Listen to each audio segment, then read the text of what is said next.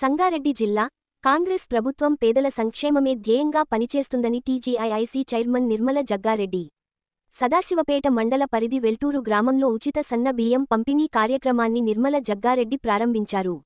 ఈ సందర్భంగా నిర్మల జగ్గారెడ్డి మాట్లాడుతూ ఎన్నికల్లో కాంగ్రెస్ పార్టీ ఇచ్చిన గ్యారెంటీ పథకాలను ఒక్కొక్కటిగా అమలు చేస్తుందని అన్నారు. గత బీఆర్ఎస్ ప్రభుత్వం పేదలకు సంక్షేమ పథకాలు ఇవ్వకుండా ప్రజాధనాన్ని దుర్వినియోగం చేసిందని విమర్శించారు. దేశంలోనే చారిత్రాత్మకమైన సన్న 3 పథకం తెలంగాణ రాష్ట్రంలో ముఖ్యమంత్రి రేవంత్ రెడ్డి సారథ్యంలో అమలు చేస్తున్నామని అన్నారు. రానున్న కాలంలో మరిన్ని సంక్షేమ పథకాలు అందిస్తామని తెలిపారు.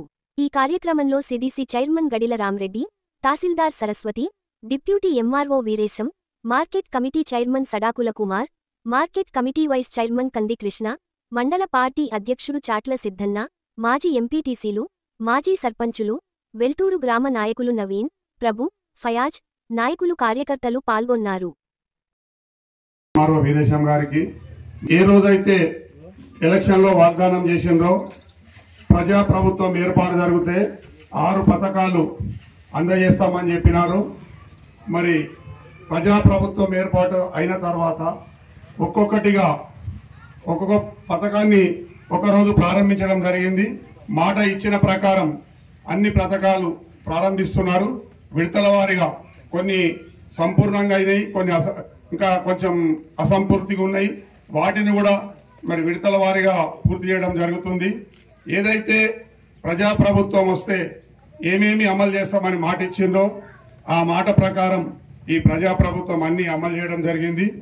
ఇంకా వివరాన్ని క్లుప్తంగా మేడం గారు చెప్తారు.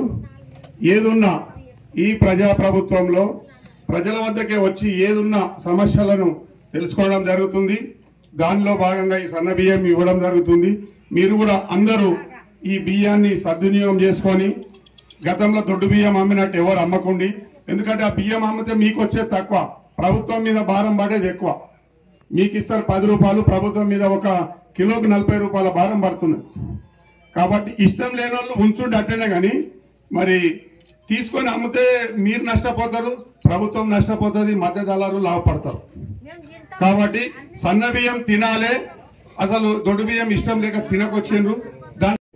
ప్రభుత్వం ఏర్పాటు చేసిన సన్న బియ్యం కార్యక్రమాన్ని ప్రారంభించడం జరిగింది. దానికి గాను మన మండల ఆఫీసర్ గారు ఎంఆర్ఓ మేడం గారికి, అలాగే డిప్యూటీ ఎంఆర్ఓ గారికి, సిడిసి చైర్మన్ రామ్రెడ్డి గారికి, మరి మొన్ననే మన ముఖ్యమంత్రి రేవంత్ రెడ్డి గారు ఈ పథకాన్ని ప్రారంభించడం జరిగింది.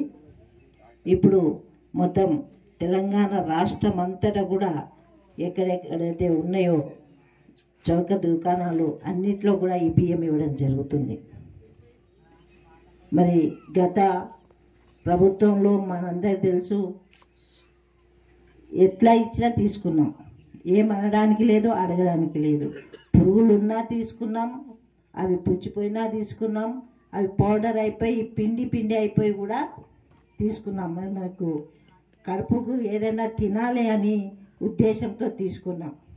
ఇష్టం ఉన్నా ఇష్టం లేకపోయినా మనకు తప్పదు కదా, ఇదే కదా మనకు అనేది తీసుకొని మరి తిన్న రోజులు మీరందరూ కూడా గుర్తుంచుకొని ఉంటారు. మరి ఇప్పుడు ఇంద్రమ్మ రాజ్యం, ప్రజాపాలన రాజ్యం, ప్రజాప్రభుత్వం ఇది. మన ఇంద్రమ్మ ఏ విధంగా అయితే గరీబ్ హఠావో పేదవాళ్ళకే చూడాలి, ఉన్న వాళ్ళకి పెట్టొద్దు, ఉన్న వాళ్ళకి తీసుకొని పేదవాళ్ళకి పెట్టాలని ఆ రోజు ఆమె ఎట్లా ఆలోచన చేసిందో అదేవిధంగా రాహుల్ గాంధీ ఇంద్రమ్మ మన్మడు మరి మనకు అందరి కూడా పాదయాత్ర చేసి కలవడం జరిగింది.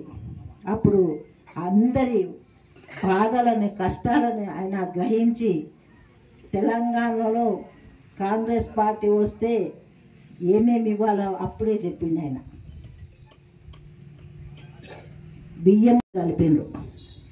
అది ఎందుకు అంటే కంటి ఆరోగ్యం బాగుండాలి, శరీరం బాగుండాలి, గట్టిగా ఉండాలి.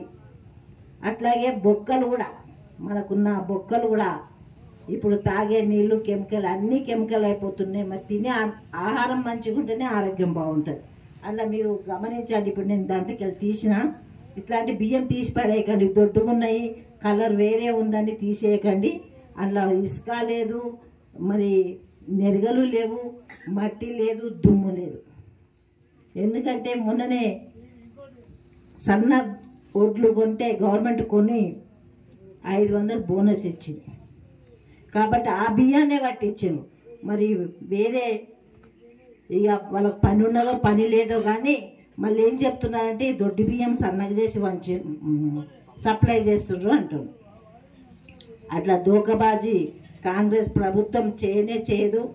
ఇప్పుడు ఎంత అప్పు చేసినా, పోయిన ప్రభుత్వం అప్పు చేసినా అప్పును సర్దుకుంటూ ఇచ్చిన హామీలను కూడా మీకు అందజేయడానికి కష్టపడుతుంది. మరి ఆ విధంగా ప్రజలను మేల్కొల్పడం, ప్రజల ఆరోగ్యం కోసమే ఇవి కలపడం జరిగింది. ఇది అందరి పిల్లలకు కూడా చాలా మంచిది.